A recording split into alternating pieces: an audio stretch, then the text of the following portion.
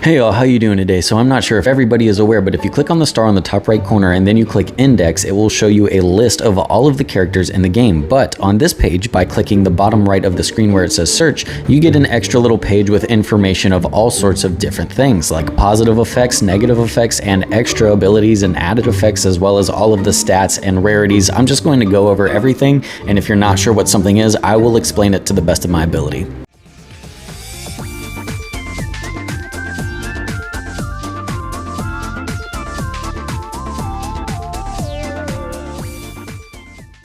Okay, starting with hero rarity, we see material, common, rare, elite, epic, and legendary. This is referring to the rarity of the characters you own. By choosing a faction, we can see lists of characters and note that some are notated as common, rare, elite, epic, legendary. So that's what that means. That's what that's covering, is the rarity of the character. But material characters aren't really considered to be part of that list, so things like foodie are going to be considered material.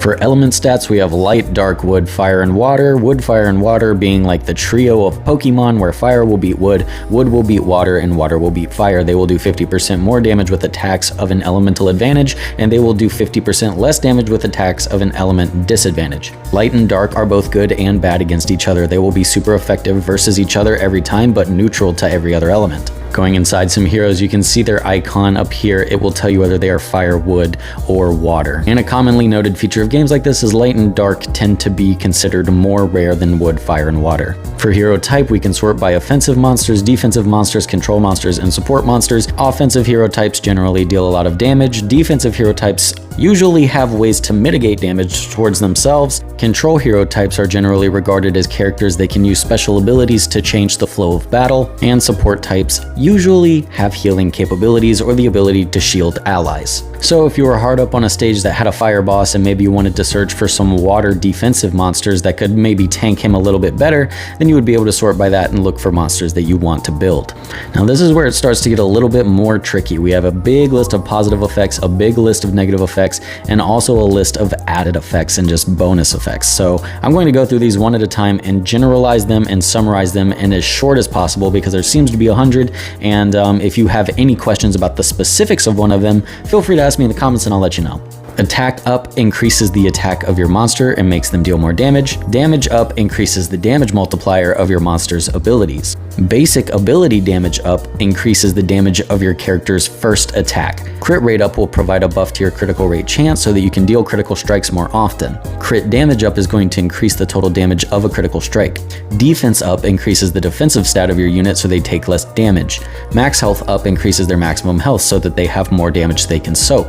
Lifesteal up increases the amount of healing done by lifesteal effects. Speed up increases the speed stat of your character so that they can take turns earlier in battle. Dodge up is a chance to mitigate damage to your character. Accuracy up mitigates the chance of enemies dodging. Precision up increases the chance that you land debuffs. Resistance up increases the chance that enemies do not land debuffs on your characters. Damage reduction reduces the damage that your characters take. Damage sharing will split the damage that your characters take between two or more characters. Guard uses your character's health to protect another character from damage. Shield is able to absorb damage dealt to your character. Heals over time are smaller heals that occur every turn. Invincibility will completely negate damage. Immunity will completely negate status effects.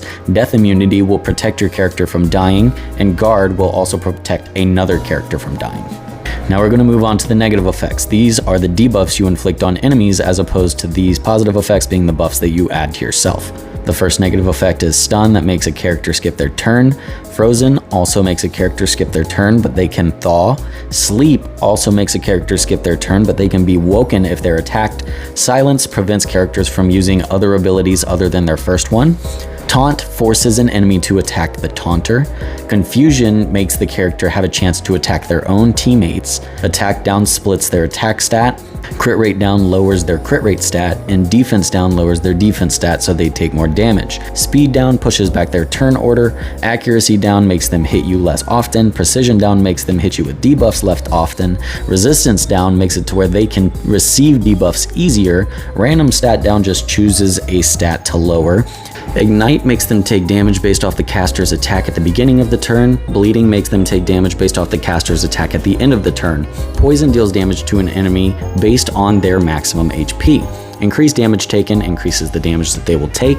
No positive effects prevents them from receiving buffs, and unhealable prevents them receiving healing. So that was a big list, but those are generally the ones that are usually in these types of games, but these other are the ones that might be a little bit more tricky to explain, so if I explain one incorrectly, please feel free to correct me.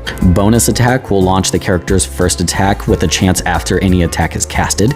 Counter attack has a chance to provide an attack with their first skill after receiving an attack. Joint attack will team up with a teammate so that both of them will use their first attack. Bonus turn will allow a character to move again with a chance after their turn. A heal is instant HP recovery. Restore is HP recovery over time. Negative effects removed is cleansing off negative effects. Positive effects removed is stripping positive effects. Control effect remove is the same as stripping negative effects, except it strips a control ability like sleep. Status duplication will take their status effects and multiply them. Negative effect duration prolonged will usually increase the duration of negative effects by 1 turn. Ignore positive effects prevents them from receiving a buff. Stealing positive effects will take their buffs from them. Reviving is bringing a character back to life. Shapeshifting involves one character with a particular skill that changes their entire moveset. Stealth prevents a character from being targeted. Splash deals a percentage of damage from the main hit to the allies around the target. Lifesteal recovers a portion of the damage dealt as health. Rage is a stacking buff that increases the damage of your next ability. Ability cooldown prolonged will increase the cooldown of an ability and make it take longer to use. Ability cooldown reduced will do the opposite and bring your cooldowns to you faster. Ability cooldown reset completely removes all cooldowns. Based on defense means the higher defense, the higher the damage. Also based on speed, the higher the speed. Also based on rage, from how many stacks of rage you have can increase the multiplier. Damage based on your own lost health, so the lower your health is, the more damage it will do. Damage based on your own maximum health, so however high your maximum health is will be that multiplier. Damage based on enemy lost health, so the lower the enemy's health is, the more damage it will do. Damage based on enemy max health, where the higher the enemy's max health is, the more damage your ability will do. Damage based off enemy health is how much health they have at the time and not just maximum. Damage based off the number of enemies is the more enemies available, the more damage that is done. Bonus damage from positive effects means that the more buff your character has, the more damage they will do. Bonus damage from negative effects means that the more debuffs the enemy has, the more damage they will do. True damage is damage that is a specific number that cannot be changed. And damage that ignores defense completely disregards the defensive stat in calculating damage. God, that was a mouthful. So all of this to say, now you might have a little bit of a summary of all of them. So maybe if you're looking for a dark, offensive, who's a dark offensive attack buffer that buffs their own attack? Let's see, who can do that? This guy. Hopefully that helps you out a little bit, but if you have any questions, feel free to join my Discord. But other than that, y'all, that's going to do it for me today, and I'll see y'all later. Bye.